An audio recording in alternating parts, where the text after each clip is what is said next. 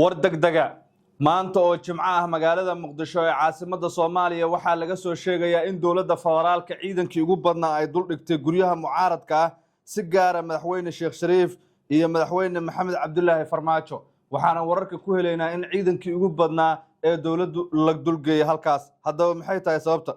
xitaa dawladdu waxay ciidan dul dhigtay beerta Banaadir oo Muqdisho ku taal oo isku abaabulayeen dhalinyaro ka soo horjeeda xilka qaastii gudoomiyaha dhalinyarada Soomaaliyeed Maxamed Champion iyadoo oo loo diiday dhalinyaradu inay halkaas tagaan ninkan oo gudoomiyaha dhalinyarada Soomaaliyeed ku magacaabna ayaa laga qaaday xilkaas waxaana lagu wareejiyay nin kale wasiirka dhalinyarada oo ay isdagaashanayeen ayaa kiiskaas sameeyay dhalinyaradu waxay doonayeen markii inay mudaharaadaan oo ninkan ay sheegaan inuu garabkooda isaguna xilkiis wuxuu ku waayay inuu u dooday dhalinyarada oo madaxweyne Xasan Maxamuud hortiisa ka yiri qaar badahay ku dhamaadeen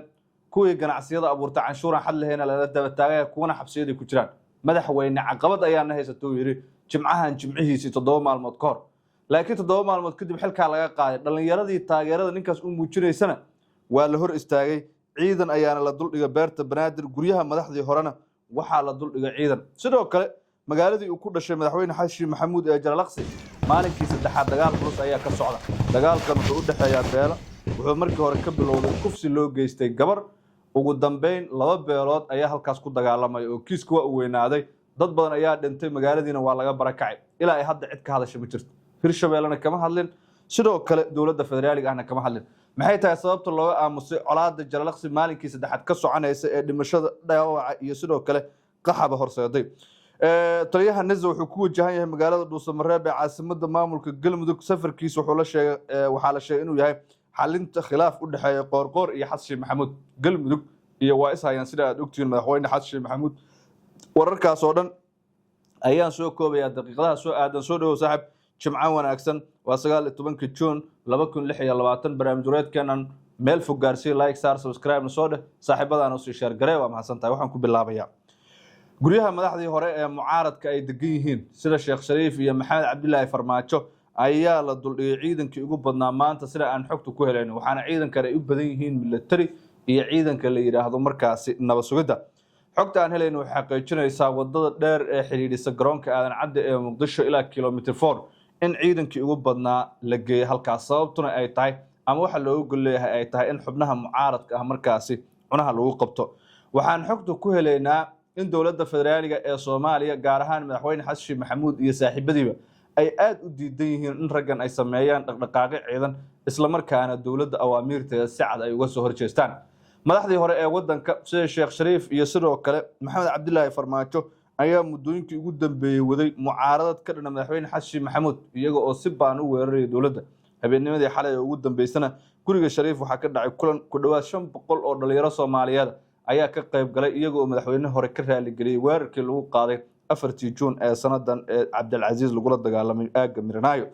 waxay sheegeen inuu san mudnayn Shariifka qaranka in xilligan sidaas loola dagaalamo dhalinyaraduna ay hoyaad kaga tahay oo ay ka raali gelinayso wixii uu sameeyay madaxweyne Xasan Maxamuud iyo ragga saaxiibadiisa ee xukunka madax maray dhaqdhaqaaqyadaas ayuu markaa madaxweyne Xasan Maxamuud diidan yahay waa la xanibayaa dhaqdhaqaaqooda waa la xadidayaa dadka u tagaya kuwa guryahooda jooga waxaas oo dhanba markaasi waxa lagu sameynayaa baa la yiri in aysan dhaqdhaqaaqoodu aad saameyn uusan u yeelan waxa muuqanaysa marka in dawladda laftirkeeda dhaliilaha yaryar xitaa aysan u dulqaadan karin oo beerta Banaadir oo ah goob dalxiis oo ay dhalinyaro badan ku madlanaayeen oo ay rabeen inay warbaahinta kula hadlaan oo Maxamed Champion in uu yahay gudoomiyaha dhalinyaradu ku sheegaan oo in xilkaas laga qaaday cadaalad tahay inay ku muujiyaan ay doonayeen ayaa ciidan badan la duldhigay dhalinyaradan way iska soo abaabuleen waxayna diidanayeen in Champion xilka gudoonkaas laga qaado waxaana loo qaaday kaliya maxaad uga hadashay dhibaatada ay qabaan dhalinyarada Soomaaliyeed isaga iyo wasiirka ciyaaraha ayaa isku dhacsanaa waliba kiiskii Cumar Cabdiqaadir Cartan oo garsoore heer caalami ah oo wasaaradda ciyaaraha ay ka gaabisay ayaa ninkan uu eersaday ugu dambeyn xilkiisii ayuu waayay dhalinyaradu marka isagay taageersan yihiin waxayna leeyihiin uma qalma ninkan in xilka laga qaado mana aha wax aan yeeli karna ama la aqbali karo sidaas oo ay tahay marka waxay tii dhaxal siisay in hadda xaaladdu ay noqoto mid quusa isla markaana fooda la isdaro oo ciidankii ugu badnaa dawladdu ay adeegsanayso haddaba maxaa kaaga baxay aragtida noo reeb magaalada Jarlaqsi waa magaalo qadiimi ah oo magaalada saddexaad ee ugu weyn gobolka Hiiraan ومقالة وكل شيء مدحوين حشي محمود maalinkii saddexaad oo xiriir dagaal beeleed ayaa ka socda waa la isku riiqmay oo sidoo kale waxaa maamulka degmada iyo ciidanka Jabuuti ee hil walaal halkaas ay ka wadaan gurmad laakiin gurmadkoodii beelihii ayaaba ka hub badan ilaa ay hadda dagaalku way xalin laayihiin dhimashadu aad bay u badan tahay dhaawac badanna waa uu jiraa ilaa ay haddana dowladda federaalka tallaabo muuqata ma qaadin maamulka gobolka Hiiraan horay u diiday Hirshabeelle haba sheegin warkooda Hirshabeelladiina awood badan kuma laha leeyahay Jalalaqsi oo tallaabo ma qaadi karto dowladii dhexena waa sida waa la isku riiqmaya marka magaaladii dadku way ka barakaceen dagaala ka socda dhowr maalmood waa maalinkii saddexaad maanta oo jimcaha dagaalka halka uu marayo wuxuu soo bilowday maalinkii arbacada waliba galinkii dambe ee salaasada arbacadii khamiistii iyo maanta oo jimcaha oo noqonaysa maalinkii afraad sida muuqanaysa dadku waxay ku baaqayaan in arrinkan laga hortago isla markaana inta aysan xaaladdu faraha ka sii bixin magaalada Jalalaqsina joogeeda sidii hore lagu soo celiyay dagaalka markuu wuxuu ka bilowday kiis kufsi ah baa la yiri gabar uu nin kufsaday ayaa walaalkeed qori qaatay